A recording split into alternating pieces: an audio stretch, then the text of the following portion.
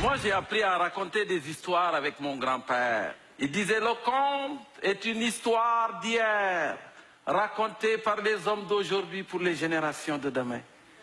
Et si les civilisations, tout comme les hommes, meurent, le présent devrait toujours s'inspirer du passé et l'avenir du présent. Et parfois, il rajoutait, les enfants, si la rivière a un tracé sinueux, c'est qu'il n'a pas d'ancêtre à suivre. Ça, c'est mon grand-père qui a enseigné ça. Hein? On est maître de sa parole avant de la prononcer. Mais on peut en devenir l'esclave une fois qu'elle a quitté notre bouche. Ça, c'est mon grand-père qui a enseigné ça. Hein? Le mensonge a beau faire 2 semaines de route, la vérité le rattrape en une journée. Et la vérité, comme du piment, elle pique les yeux mais ne les crève pas. Ça, c'est mon grand-père qui a enseigné ça. La mauvaise parole, merci. Oui. Il va prendre ça, mon grand-père, parce qu'il est au ciel depuis un bon bout de temps.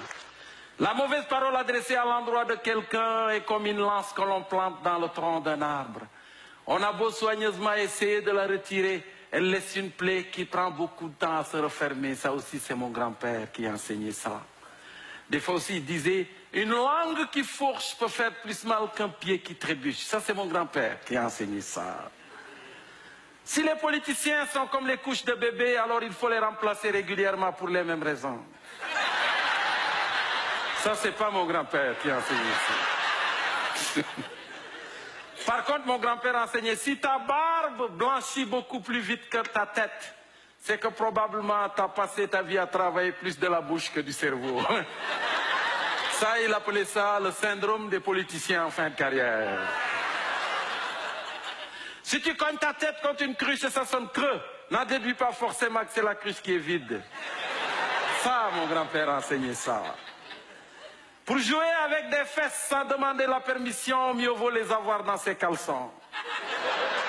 Demandez ça à Dominique Strauss-Kahn. Ça, c'est mon grand-père qui a enseigné ça.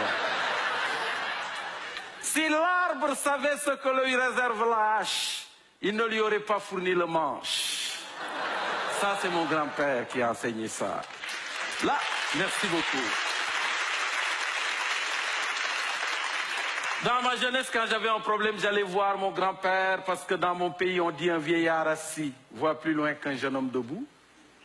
Et là, grand-papa se mettait debout pour nous parler, parce que dans mon pays, on dit aussi un vieillard debout voit plus loin qu'un vieillard assis. Et ça, si vous ne l'avez pas vu venir, c'est que vous êtes bien assis. Mais vous savez, on est à l'humour du monde, parce qu'aujourd'hui, la planète est métissée. Elle est complètement multiculturelle. Pourquoi? Parce que les gens qui viennent du Sud, qui viennent dans les pays du Nord, ils viennent juste chercher de quoi manger, la plupart du temps. C'est vrai. Parce qu'on a tendance à oublier qu'au sud des pays du G20, il y a encore des pays qui appartiennent au groupe des G20. Vous comprenez? C'est ça, c'est une vérité. Moi, j'ai vécu la famine. Pendant la grande famine au Sénégal qui a frappé mon village, à peu près à la même époque que votre grande noirceur. Heureusement, nous avions mon grand-père qui chaque jour nous remontait le moral en nous disant, les enfants, c'est vrai que l'égalité entre tous les humains de la terre est un beau rêve utopique. Mais malheureusement, ce n'est pas à toute oreille percée que l'on accroche des anneaux d'or. La preuve, la mer est bien pleine et pourtant il continue de pleuvoir dedans. Et parfois il rajoutait, si un jour vous êtes privilégié par la vie, sachez que vous le serez davantage en étant généreux avec les moins nantis. En plus, vous ne risquez que d'être comparable au soleil qui, lui, n'a jamais arrêté de briller au-dessus d'un village parce qu'il est petit. Et pendant cette famine, un jour, mon grand-père m'a remis un sac de grains en pleine nuit.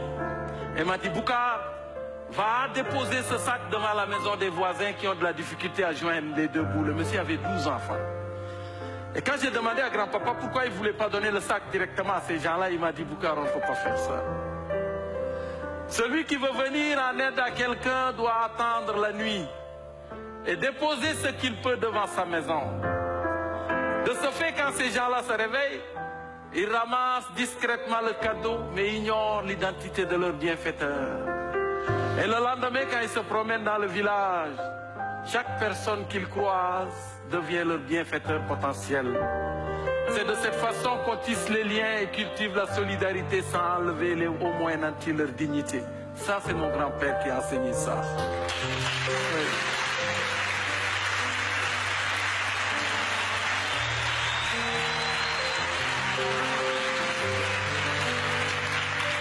C'est important de penser aux personnes âgées parce que sinon on s'en va vers un cul-de-sac. Vous n'êtes pas d'accord avec moi? Et plus ils sont âgés, plus il faut en prendre soin. Parce que mon grand-père disait, si tu chouchoutes un vieillard depuis l'aube et le soir tu le grondes, il se peut que de toute sa journée, il ne se souvienne que d'avoir été grondé. Donc il faut faire attention. Parce que les jeunes aujourd'hui, des fois on le dit, des fois je leur dis, on peut bien être à la page, c'est vrai. Mais pour comprendre toute l'histoire, mieux vaut avoir lu celle qui précède avant d'écrire celle qui suit. Les personnes âgées sont, pour moi, des professeurs de choix. Parce qu'ils donnent leurs leçons dans la seule école où on ne décroche jamais. La grande école de la vie. Et c'est pour ça qu'en Afrique, on dit souvent, un vieillard qui meurt est comme une bibliothèque qui s'enflamme.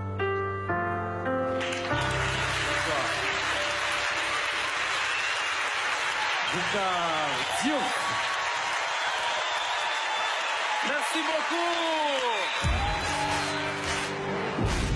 Merci les gars, c'est ce qui termine l'entrevue. Oui. C'était super de vous recevoir.